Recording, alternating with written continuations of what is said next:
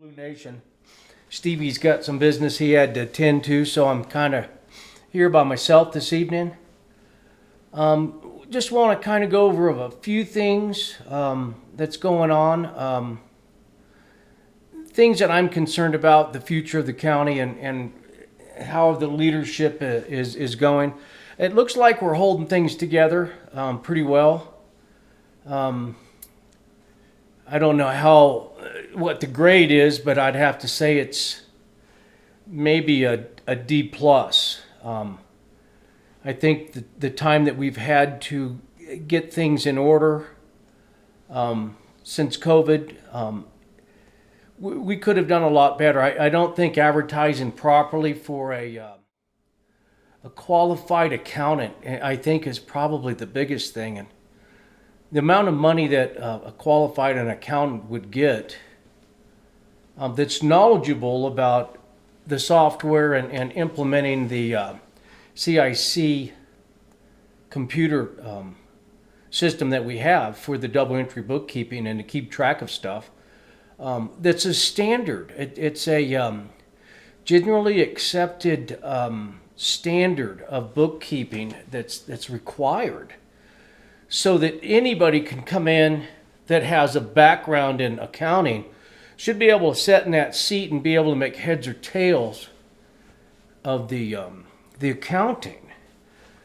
And there's a bunch to it. I'm going to tell you right now, I can keep a checkbook, and I understand some accounting things just because the last few years I've been studying it.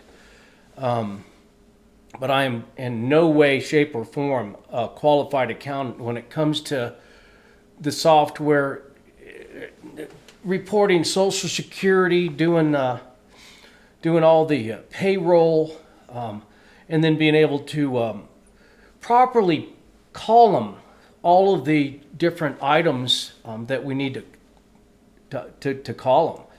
And that way somebody can sit down and they know they can make heads or tails of what's going on. What I'm seeing is we've had the same auditor up here for a while, and I think at least 15 years. And typically 3 to 5 years, you want to switch out the auditor, getting fresh eyes on the whole thing. Not only that, but it also can look a little suspicious. And I think that's one of the things we're going to be looking at, is some of the just kind of suspect behavior. Things that could be done a little bit different for more transparency. But I don't see that the effort really went in. It looks like we were trying to use the bodies that were here to kind of get the job done, and I don't think the qualification or the expertise really did us any justice. And that's kind of some of the fatigue that a lot of us have is, wow, why is the accounting or the auditing costing us so much? And why do we not try to get another auditor in to kind of give the transparency? Just because it looks good that way, it looks suspicious if you don't switch them out. It's just a common practice that needs to take place. And that's one of the concerns of several people, and I'm one of them. It's just it's kind of beyond me that we've kind of cowboyed this thing, but hopefully we're turning the page here. Not nearly as fast as some of us wanted it to happen, and I think that's been part of the frustration, is when you offer $75,000 or to $125,000 for a certified public accountant who is knowledgeable in county affairs and governmental affairs and being able to implement the software and the double entry bookkeeping at CIC. And I don't know how much that costs us, but it's a pretty good penny. It's $40,000 or $70,000 a year. And to waste that, I mean, we almost got the lights shut off because we couldn't get it to spit out a check. And then we started with the credit cards. So that's kind of what we've been going through, and people on the outside that know how things are supposed to be done, it's a conflict for them. because they understand how important taking care of the public's money is. And we should be able to go in and say, okay, we'd like to file on how much money was spent, let's just say on the Justice Center, acquiring the property, what were the minutes, who discussed it, what were the appraisals, was there any kind of insurance that was provided, what is going to be the name on the building, because there's a lot of that stuff semi in that contract, but it's not very clear. I did go to the Liberty Rocks thing last night, and I did a Cora request to get information on the Justice Center because I wanted to see, kind of wrap my head around how it's evolved, or where we couldn't go, or where we tried to go and it didn't go. I know we voted it down. I think it was 65 to 35 here in the county. So it didn't go over. It didn't take. But I don't know that we are even ready for it. The amount of money that they were talking was $20 million.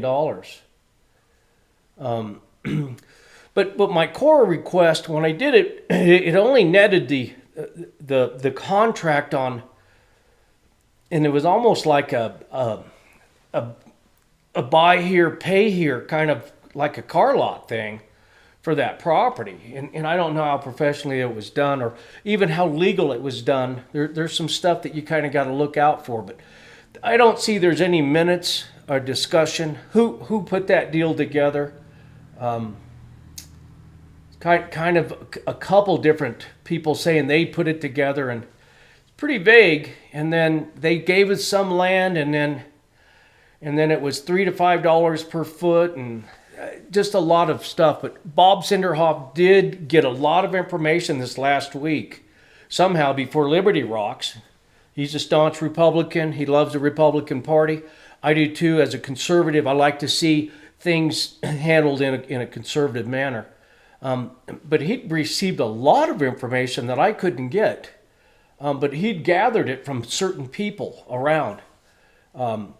So my hat's off to you, Bob. That was very good, the information that you lent us last night. I made a lot of notes. And it's good. That was really good. That was refreshing to get some of that information out. But we got a long ways to go on the Justice Center. So that's one of the issues that's up. But getting back to the accounting, being able to account for that grant money and how much grant money was spent on it, I thought I could go in and say, could I get the file on it so I could at least at a glance kind of go over it and kind of get the gist of it and see where the discussions were, the requirements. None of that was available. And Lucas Epp, though, I did call him. I was asking him for the information, and he happened to be down in the basement of the courthouse. And he just happened to run across the master plan for the Justice Center. And so that was one thing that came out of it. So Kelly has that for anybody that wants to see that. That's part of open records, because that's our tax money. Whenever the tax money is being paid, that's our business. And for them to conceal any of this really is irritating. It's pretty irritating. Because we do need to get up to speed. We do need to look at the nuts and bolts. We need to know the requirements. Can we do a remodel? Can we do things outside of the box? Can we save ourselves some money, especially in a downturn? It looks like a lot of grant money's leaving. And I'm not sure, but I think we're maybe 30 or 40% dependent on grants for the county employees, and we'll get the numbers for that. But it's a pretty big, it's a significant amount. And if that goes away, we may be losing some services. And I think the commissioners are looking at that really hard. I mentioned it to Lucas when he first got in there, that when the money runs out, that's when the party's over. And that's where we needed to be looking in the future to really be super conservative and thinking ahead. And I think they're doing it now. Look, going to the last meeting, it sounded like they were definitely getting their head wrapped around some of it. the core reports, here again, this podcast is to try to stimulate we the people and get the community involved in their business. Because there's a lot going on. There is a group, we're calling it the Custer County DOGE, where we're just looking at, we want to be able to see what's going on and hold everybody accountable. We just live in that time, especially after COVID. We don't know where a lot of that money went, and we weren't able to account for it. No general accepted accounting principles were being implemented. I think it's just a helter-skelter thing, and that's why the auditor, I think we were being charged maybe $10,000 or $12,000 a year, and now it's up to $80,000, just because of the Mod Podge. And looking at controls, anybody that knows anything about accounting, controls are extremely important. And this auditor, our auditor that's been auditing us, he pretty much sets that aside right in the beginning of the report. He just says, not really going to look at any controls here. I think he's just got a mess on his hands, and he's trying to just get us through and get us past the state and let us keep functioning. So that's one of the things. The auditor, the auditing is another big concern of a lot of the people. And then another thing is, it seems like we're almost helpless and trying to hold somebody accountable. I know there are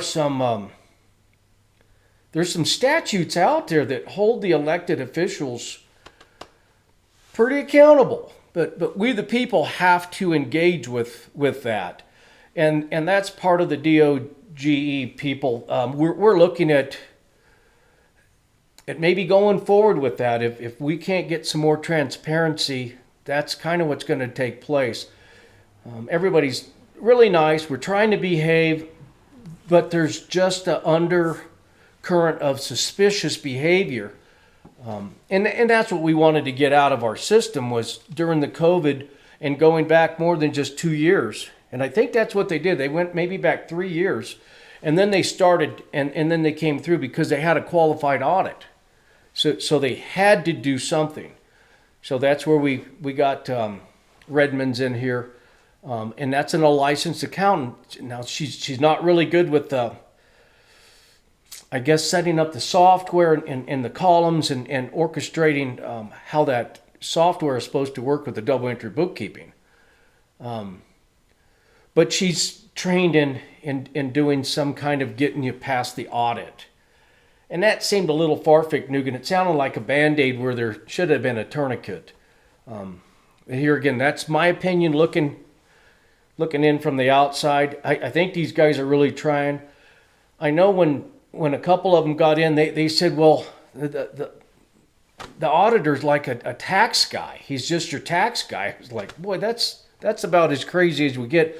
So our lack of knowledge, that's going to lead me to another issue, is we're going to have to test people and educate them. If you're thinking about running to be a commissioner in Custer County, there needs to be an education about ethics, and about duty, about oath, things that cause you to be upright. And then there's a lot of legalities, because we've suffered a lot of lawsuits. We've wasted a lot of money. I know a lot of the concern from the people was when that $50,000 check just walked right out the door after hardly any work. Unqualified individual. They knew that the person was going to be terminated. That was pretty foul business. That was extremely foul business. And that's just not really, that was putting our money at risk. And when you're a trustee and you're in a fiduciary position, you can't put you can't waste somebody's money. You have to be extremely reasonable and very conservative and responsible for it. And we missed the boat here on several occasions. And that's some of the stuff that's going on here. We're just not too happy about that. The other stuff that's going on is they were talking about, what are we going to do about how to get Custer County economically stimulated and get us going where we can draw people from different places. And I'm not too sure exactly where the commissioners all were going with that, and I don't know if they have some privileged information of maybe some people are coming here, some corporations or something maybe coming here. I don't know. That's in their circle. One of the observations that we noticed here is we've got a retirement community, and these folks have worked their whole life, and then they have their money either in a whatever they've got it in, but they have access to it. They don't have to labor here, but they definitely support the community when they're buying groceries or going to the doctors or whatever they're doing. May not have children. And then we have another group of people, younger adults, maybe mid 40s or so in there, children carving out a life up here, either in construction, maybe running cattle, which is a significant investment. If you don't have a lot of money in ranch and water, that's probably not going to work unless you can lease the property. And if you get lucky enough to get someone to lease you the money. So then we've also got people that work from home and in IT, which that seems like a big draw now. That seems like a big, healthy, young group of people that are coming here. So naturally watching this evolve and economically coming along, I think that's what we kind of need to look at. Propping up low-income housing or people that, maybe a little bit less fortunate, propping some of that up and trying to get too much of that, I think that's going to expose us to more people, maybe failing. I remember when we had the big old hemp thing going on here in Colorado, people came from all over the world and they ended up here in Colorado, and then the work stopped and then they were just sitting here with nothing to do, and it was a catastrophe. And I don't want to see that happen here. I want to see it naturally evolve. Let the strong people swim upriver and come here to the island. This is an island. We need to protect it. There's reasons we came here, and it's that really needs to be looked at, in my opinion. We've got to be looking at why did we end up moving to Custer County, and I've been here since '98. My wife's worked at the grocery store. I think she's been there for maybe 24, 25 years now. So, and I've been in construction, a lot of plumbing with Batson Plumbing, and I worked for several of the plumbers and boiler people, and I also built several houses here when I first got here myself. But you got to be tenacious because there's big turns up here. It's either a whole bunch going on or nothing. And then now we also have an Amish group here. The Amish are definitely an influence in the valley in construction, and mostly construction, I'd have to say. But the meat, Westcliff Meats, is another economic thing that I think is agriculturally benefiting us, and that's one of the economic things. And the tourist people are looking at is getting more advertisement with the beef. And then they've mentioned produce and eggs and things of that nature. I've been doing this. I was one of the founders of Sustainable Ways, and I've watched how this goes. We only have a small growing season up here. If that wasn't significantly greenhoused and jobs created with quite a bit of infrastructure, quite a bit of money behind it, where it would be a significant impact, where we would have local food shed, I would like to see that. Here again, it comes down to water, and it comes down to, it's a pretty harsh environment. How do you make all that happen? But those are some other things that I think people are looking at is how are we economically going to stay viable? I know the commissioners were mentioned. We want to make sure that providing the services that we need And I don't know that that's so much their job. Roads are important. I think the sheriff is very important. The judge is important because we need to be able to govern ourselves through the law. But there may be some things we may have to do without. And some of it may be road maintenance. I don't know where the cutting's going to start. But anyway, something to think about. We need to be thinking about this ourselves. And also in encouraging the people that are in there now. Paul Vogelson, I think he's trying to do the town meetings and get some feedback. He's getting his feet wet. He's kind of learning the ropes. Bill Kanda, he's the senior, and he's been involved in a lot of this, I'm just going to say, suspect kind of behavior that was taking place. I don't know what he was up against. I'm not too sure. But there was some suspect stuff going on. And those are the things we really want to get out in the open and get the transparency on it. We need that accountability. We need to know that we were treated right, that we weren't abused, and that people didn't take a whole bunch of money from us, like what's going on up in the federal level. Because that's pretty rampant. And goodness gracious, who would have ever thought somebody 150 or 200 years old is getting a Social Security check?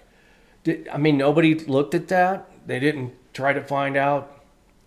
To me, when Elon Musk goes in there, how come the other people weren't looking at that? The other people that were involved in it. They're all pretty much jointly guilty. Because somebody should have said something. There is a statute, and it does say if you're getting public money, if you're an employee of a county or a township, some kind of municipality, if you see somebody abusing the tax dollars, it's kind of your right to stand up and go to the authorities, because otherwise you're going to be included in it. And I don't know that that's ever happened. Here, but here again, we've got a school, and we've got school teachers, and we've got people receiving quite a bit of taxpayers' money educating our children. And I don't know what they're educating them. I have no idea. I'm not involved in that. That's not my interest. Although it is, it's very, very important what's going in the hearts of the young children and what they're being taught.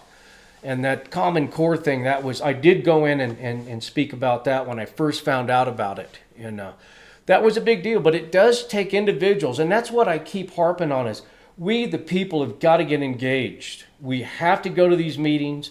We need to be involved. We need to see what's going on. And bring your common sense, because that's lacking sometimes. And sometimes political things kind of get a little bit crazy, and it should be more, I would say, more statesman, where you're looking out really for the people that are paying the taxes, not looking at whose name's going to go on the building, how big of a building do we really need, how much money can we get. To me, that's a little bit atrocious. But here again, getting the information on some of this stuff is what we're working on now. That's going to be a big deal. Looking at the charter of Custer County, I've been tasked with that, is to go in and get the charter and see just exactly what the charter states in it. And when everybody comes around the big corner up there and, whoa, look at this, it's wide open, it's beautiful. That didn't just happen. There were men here way before we got here that said, look, we don't want this all busted up and crowded and made a mess. So the zoning came in. And thank God for them men, because this place would just be another Maj positive stuff. And that's another great big concern, is we don't want a whole bunch of, quick houses and duplicate what's going on in the towns and in the cities. That's not what this county is about. That's not why I moved here. Not that absolutely, it's property rights. If you own property, you dang well better be able to build on it. And I like that. And I also like that we're not so stringent with the UBC or the IBC code enforcement. If somebody wants to build their own house, you got to do the setbacks. You better get a survey. But your electrical, plumbing, septic, well, those are the things that have to be coordinated correctly for the health and safety of yourself as well as others. So I do like that. But when you get into the framing and the roofing, the windows, the insulation, the drywall, screw inspection, there's a lot that goes into the railing. There's a whole bunch that goes into construction and the rules, either IBC or UBC code enforcement, Universal Building Code or International. So I come out of Denver with all of that stuff. I had enough of it. I had enough up here. That's why Custer County was very appealing to me. And most of you know that I was absolutely, every time they tried to do the code enforcement or put in UBC or IBC code, I was one of the staunch people that said no, no, no. And there was committees formed, and I told the guys that were for it, I said, well, let's do this. This is going to just narrow it down. You go and talk to the counties that are comparable to us who adopted this code and ask me how they're doing. And they came back with it. They said, Jimmy, you're right. That is a mess. We can't do that. So that's a big deal. And we have that. I believe there's minutes of the meetings. There's when Jackie Hobby was here, she kept a pretty good record of what was going on there. And that was a big deal. So those are some of the things I think that we're really concerned about. The Justice Center, like I said, is up there right now. I think the timeline's pushing us to do something. And I believe the sheriff is looking at the jail part of that. I think Bill Canda's kind of looking at the courthouse part of that. But I believe our sheriff is looking more at the jail part of it. And I don't know how it's all going to blend on that piece of property. Because we're paying a pretty good penny for that property. I thought it was outrageous. But listening to some people that are in the real estate arena, it doesn't seem like it's too bad of a deal. Although I think it is. But that's just me. Because if you look at the price on it, that the assessor had, we paid 4 or 5 times over that amount. And I haven't seen any appraisals. I did go to one appraisal place, but it was more designed for county assessors, not for a regular appraisal company where they do comparables and things of that nature. So that looked a little bit suspect to me as well. But yeah, that's kind of where we're at here. I'd like to talk about some of the words I think that govern elected officials, and we need to think of the oath. They take an oath, and that's the significant deal. When you take the oath, that sets you as a servant to the public, and it's not for it's not for your own selfish gain or your political gain. You can't do anything for self at that point. When you get into that position, you need to be a selfless individual, and you need to find yourself a neutral and be able to make wise decisions based on the wise spending of the taxpayers' dollars, and that's I don't know if we're there yet. I don't know if we're finding that. Transparency is another big one.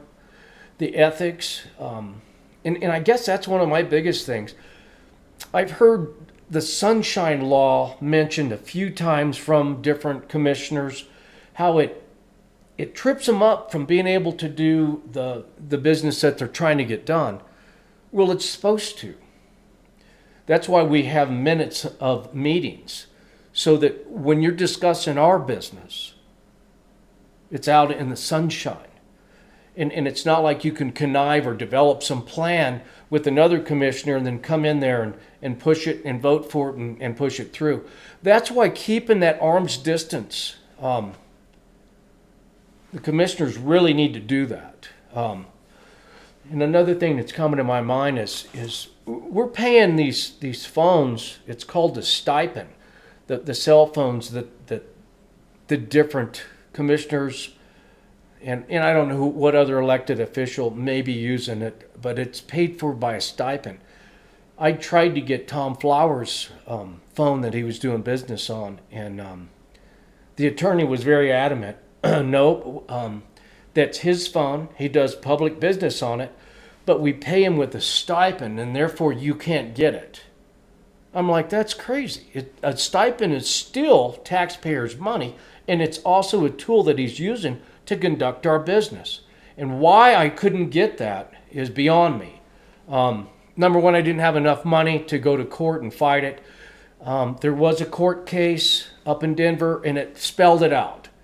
It made it, what our lawyer said was completely wrong. But at that time, I was pretty naive. I wasn't sure of my rights. I didn't know how entitled I was to get the information that I was seeking to know that our business was being conducted properly by the elected officials that took an oath. So that's a big deal. That's huge. And we need to know that we have those rights. And education. So we're developing a test to become a commissioner. It's an educational thing, and if people want to be involved in that, get a hold of us, because that's very, very important. The knowledge of the elected officials, we are finding a huge vacuum, a huge learning curve. When somebody gets in there, they're very, very uneducated. And then the other part to that is they go to CCI, Colorado Counties Incorporated, and I think they give them some kind of rundown, 3 days of how to be a commissioner. And I would really like to see how that goes. And I wanted to talk to the commissioners because Paul Vogelsong, as well as Lucas Epp, just did that course. And I'd like to find out exactly if there's a written test, something that maybe we could bounce off of and kind of lace in what we're thinking. Not that I wanted to contaminate the test and the purity of what we're coming up with, because we're coming up with on the eyes of the constituent, the taxpayers. We're wanting to find out how knowledgeable are you to the ethics part, the sunshine law, the oath. Those are the important things. Very, very, very important. And there's a lot more to it. Auditing. What do they know about auditing? What do they know about bookkeeping? What do they know about human resources and how to treat different policies to put in place that other counties do? It's just a standard operating procedure, because it's kind of a modge podge. There should be, if there's a disgruntled employee, here's the paperwork, boom, fill it out. And it should be very instructional, not emotional. It shouldn't be personal. It should be very instructional and black and white on paper. That way we stay out of the courthouse and we're not getting sued. Because I don't know exactly what all's coming, but there's a few suspicions out there that we may be getting some more lawsuits, and that's not what we need right now. So that's kind of the most important stuff that's going on. Finding the core report on the Justice Center, I think Bob Sinderhoff has given that to Kelly Camper. So there is a lot more information there now. I don't know how thorough it is. I don't know how complete it is. But that's one of the things that needs to definitely be taking place. And then the buying of that land is another thing. So there's definitely things that the DOG people are going to be looking at just to see how we've got to this point. Knowing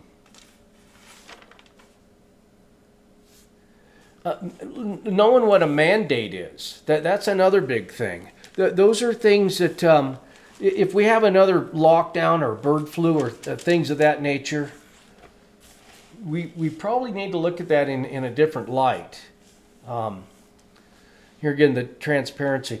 Also, when we're going to caucus and we have CCRC, the folks that are running that, I don't know exactly where they're at in the transparency and the openness and honesty about all that. Or just, do they love the party more than they do what needs to be done right? I kind of see it in that light. They're more proudful of being a Republican here in Custer County and not really getting things done correctly, not really being threatened. To me, the liberals should be all over these people, and it's kind of surprising that they're not. Very surprising that Republicans were correcting Republicans. That's kind of a weird thing. That's another suspect behavior. I've got a whole bunch of suspect behavior, and I'm not going to get into too much of that. We do have a group of people that now kind of see and are smelling what we've been stepping in. There's the education thing also in the school. If we could get some of that going, where we could train up some young people, at least get their somewhat break them into a little bit of what's required of them. What minutes are meeting, the minutes of the meeting are all about, the transparency. Talk to them about different laws. That way we get young people involved in our local government who has a future here, and they're thinking about the future. They're really looking at the different situations that are coming this way, but protecting it, keeping the crime down, drawing people that are pretty solid in earning their own way, carrying their own water, as opposed to kind of some big old handout deal.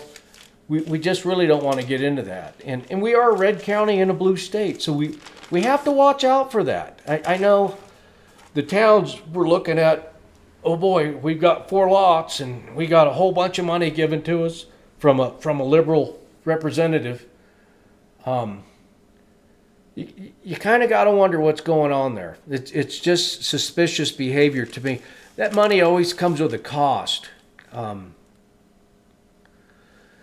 There's zoning challenge too. I don't know exactly how much they've been talking about all of that, but the zoning could very well be a calamity up here if we allow this zoning change or whatever they're talking about it. Here again, the transparency is not there.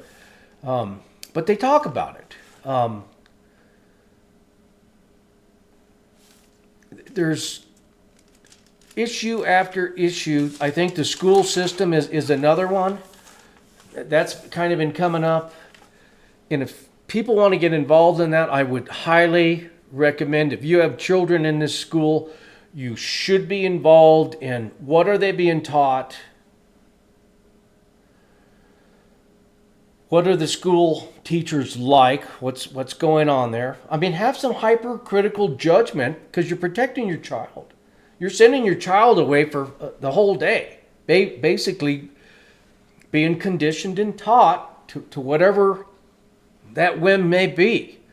So I would say maybe have a little bit more influence and stand up and just say, look, we're in a blue state, which we already know that some of that stuff is pretty far-fetched. I mean, a kitty cat box in a room because somebody thinks they're a kitty cat.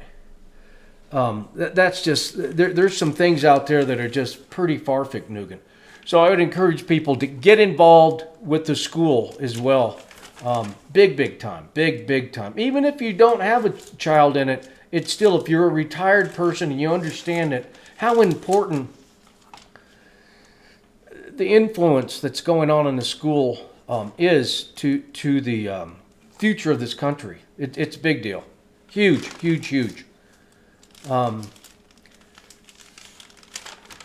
There was a few other things I was looking at. And I'll have a little bit better take on the Justice Center, I'm hoping, next week, as well as where the, and a little bit more complete. Bill Kanda, I believe, I don't know if he's coming here next week to talk or the week after, but it's coming up pretty quick. He said he would like to be on the podcast and be able to explain some stuff to us and hopefully have the receipts to back up what he's talking. I want to see it, the registered stuff that's at the county.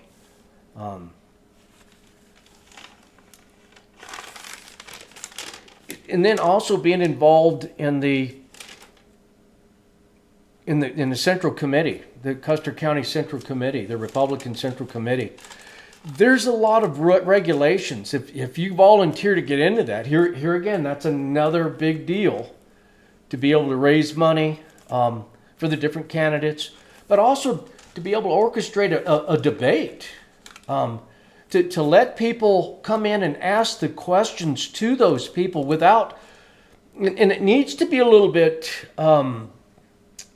aggressive, I'm going to say. It needs to have a little fervor to it. We need to be able to debate stuff because we're hiring those folks. And that didn't happen this go around. That Westcliff Institute came in with some really soft questions and really didn't let the people talk and fire and have an open discussion.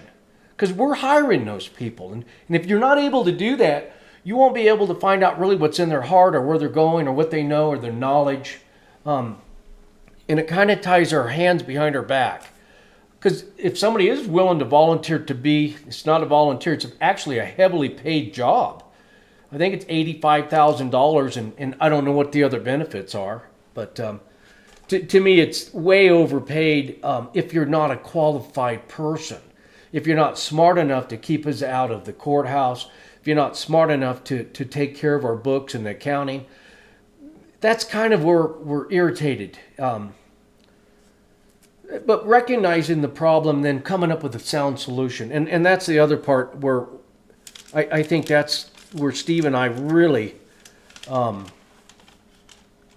on the same page. We want to see good answers. I don't want to wake up 70, 80 years old and my property taxes are so high I have to move. That's a really big concern to me. I've got a really good well. I built my own house. I definitely got to do a lot of work on it and whatnot. It's kind of a mess right now, but been saturated in a lot of this county stuff. But at the end of the day, it's good, clean water. We got good, clean air, high elevation.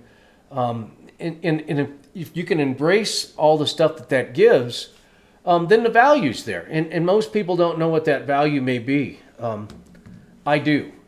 And I really appreciate this place. And I still like I'm a newcomer. The other people, the other ranchers that have been here for 3, 4, 5 generations or whatever it is, I often ask myself, why aren't they involved in trying to raise the standard of, because when you're getting grants and you have all this bookkeeping that's a lot more complicated than what people think. There's a lot to it. It's almost a whole different language in itself. I think people go 4 or 5 years for accounting, and a lot of them drop out because it's just too hard. That's where I think a lot of us miss that. We devalue that. As a plumber, I know it takes years to become a master, or electrician. You've got to start off as an apprentice, and then you go to a journeyman, and you've got to have a lot of hours in order to qualify to be a master. And you also have to be able to pass a test that's pretty rigorous. So to me, that's kind of where we need to go here. We need to be able to educate and prepare people for elected positions so that we don't have the incompetence, I think, that we have. We got people throw their hat in the ring, and if you're willing to throw your hat in the ring, you really do need to know that you have a huge responsibility, and that's one of the big things. We do have a new district attorney. I think that's a big deal for some of us. The Linda Stanley gal is gone now, and the district attorney could be very, very important in helping hold elected officials accountable for suspicious behavior. So that's one of the things we're looking at. If we can't get some really good answers on where the money's gone in the past, we never got back to zero. we started over. We just said, never mind all that. We're not looking over there. And that's what I wanted to see was over there. The stuff I think now that's being put in, it's getting close, but it's still not. You know, when they say, oh, we've got to keep this auditor another year, to me, that's scary. That's another red flag. I don't know why we'd have to hold on to that auditor another year. And I'm concerned about that. And that could be another semi-investigation that's going to take place just to see how all that's came to be, because it's hard to say where the money went, and we should be able to account for every red cent. I mean, that's pretty much you have to.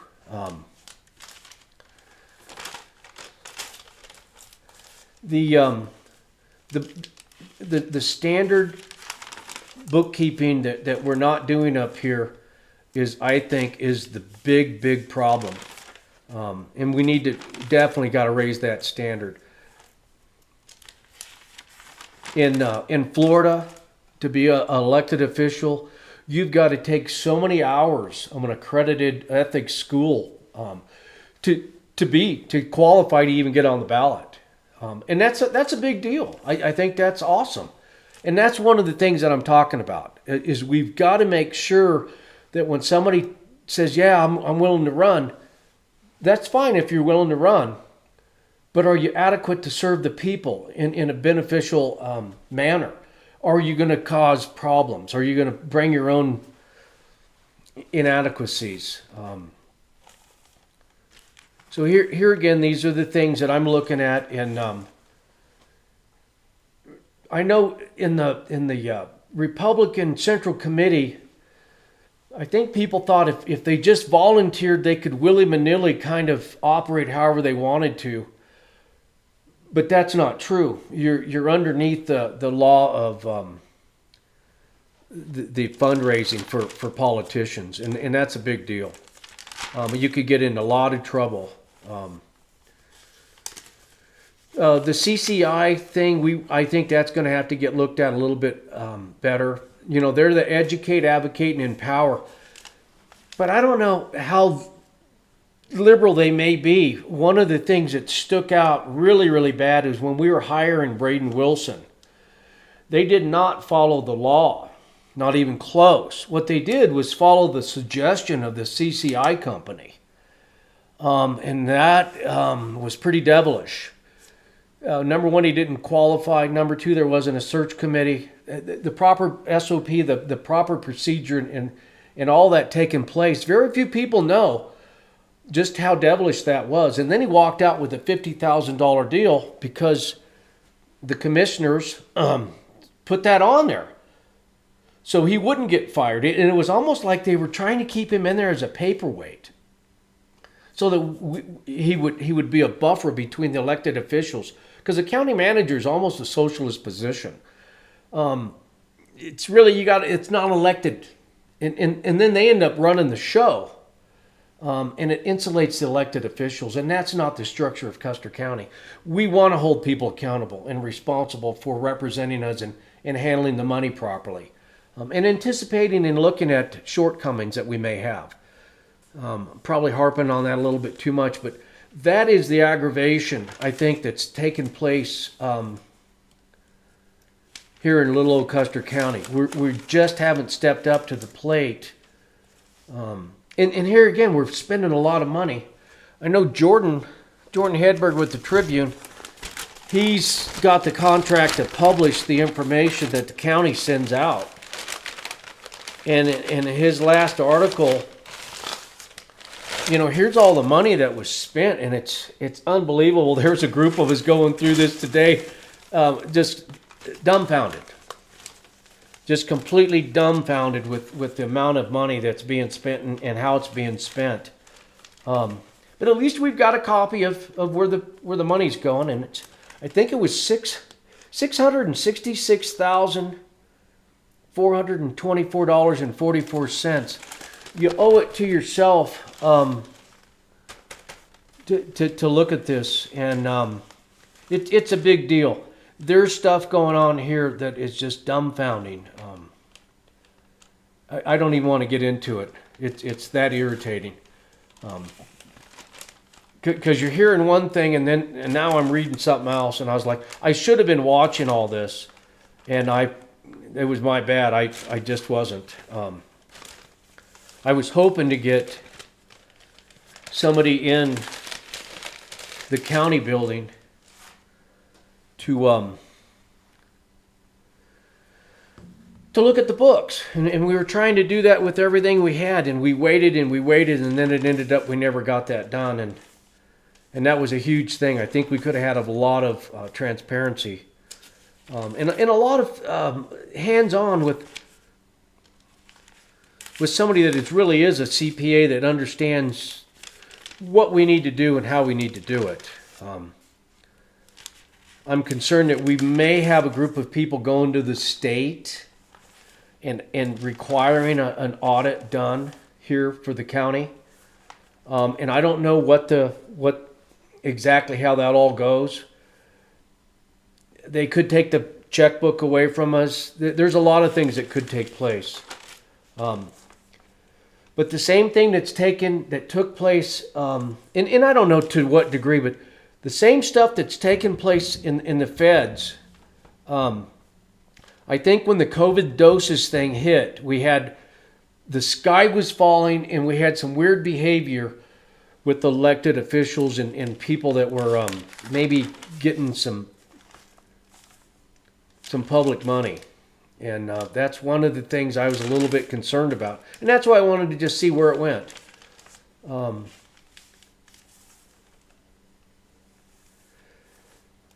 So the grant thing is another thing. We're really going to have to look at that. I've got a whole bunch of stuff wrote down here that I was going to talk about the Justice Center. But some of it's starting to come to light, and I appreciate all that.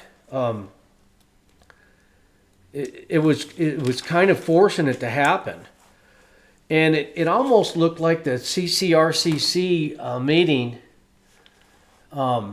It was actually Liberty Rocks.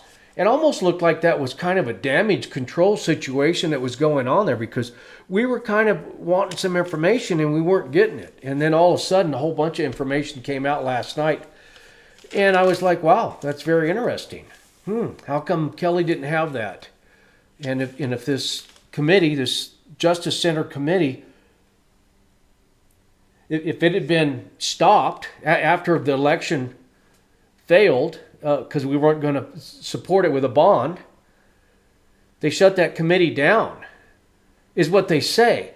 But then if you go on YouTube, you can find the Justice Center committee still having meetings. And then there's one in there that starts off in the courthouse, and Judge Amanda Hunter was there.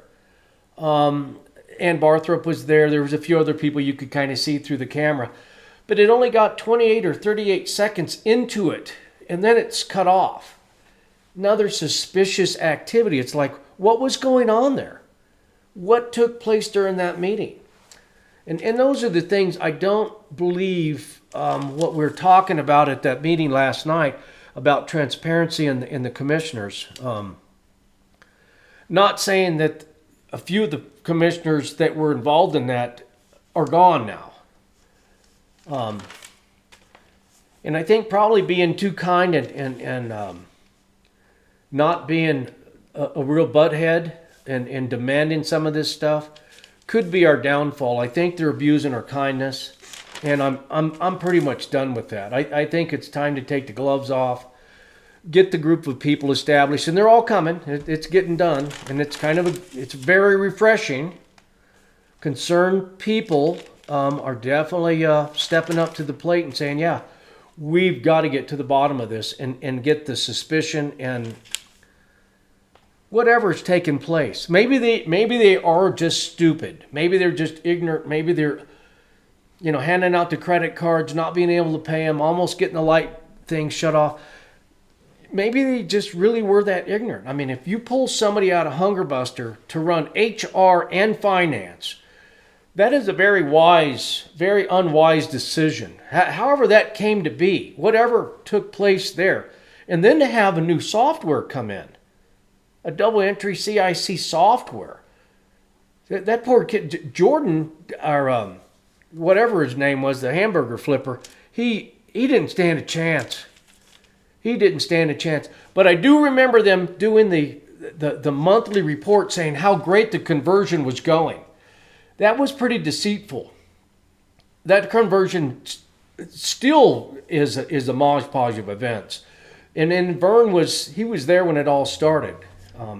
So anyways, we're gonna have to hold some people accountable for the decisions that have been made and the lack of accountability for the money and what's been going on. It's just not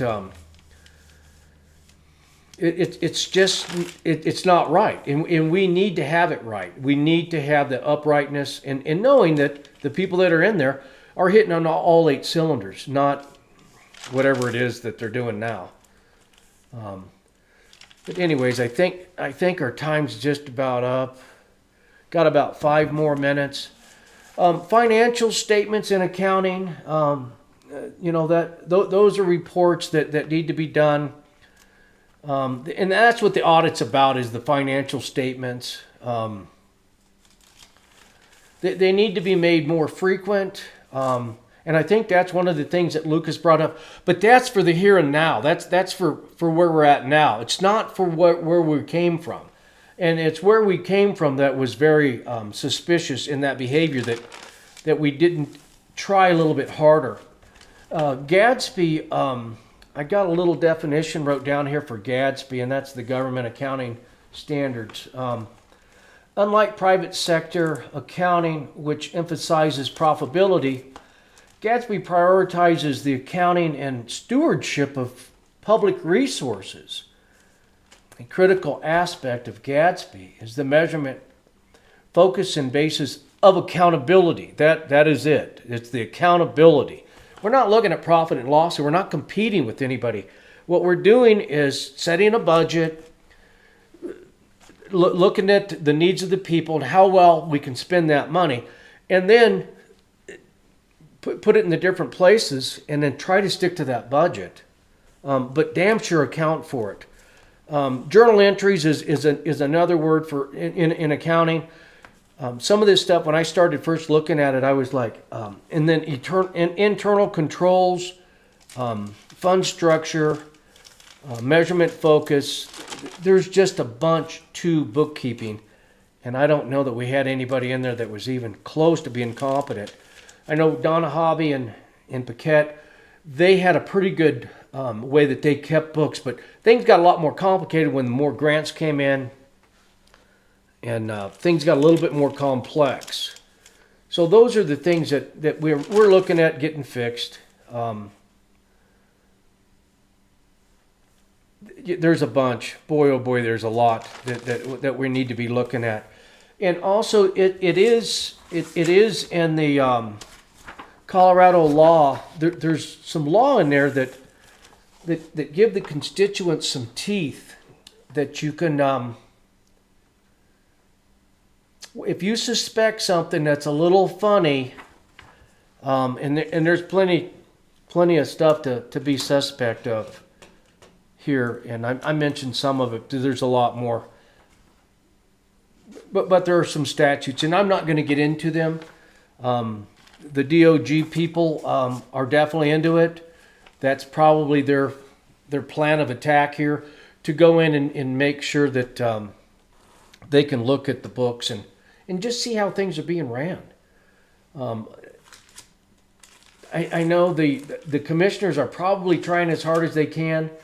They've said some stuff to me off the books that really, really got me concerned. And that's kind of why some of the suspicion is still looming. And there's a group of people that hang pretty tight.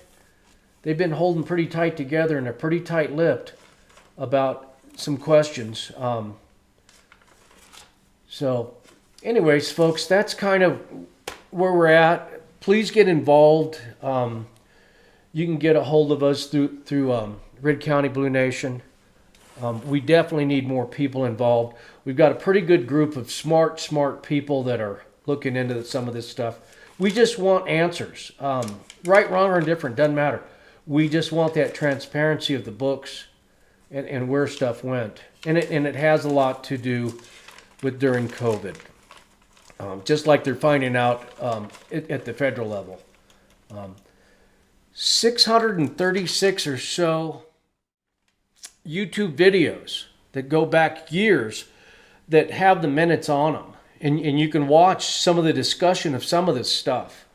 And it's kind of real eye-opening when you start doing it. I've gone through maybe 40 hours of some of this stuff. And we need to be... We need to use that as a tool to hold some of these people accountable. And what happened when they were in there? They may be gone now, but at least we can say, hey, this is what took place. And that's the important thing. So it's 8 o'clock now. We're going to go for an hour. I've got some stuff I've got to get done yet. I've got some folks out of water, and I'm going to have to get out there. We do have a new doll. George Gramlich with the San Cristo Sentinel. We do some stuff, kind of be lighthearted about stuff, but we're going to probably do a little bit of puppet show. Keep things light and kind of keep them funny. Try not to be so sterile in our discussion of this is a very, it's an important topic, but how do you make it interesting and people go, yeah, we can't wait to see another deal. We haven't quite got that down yet. But we will. And I think the puppet, we're looking for a name for the puppet. It's a little boy puppet. And we need a name for the puppet.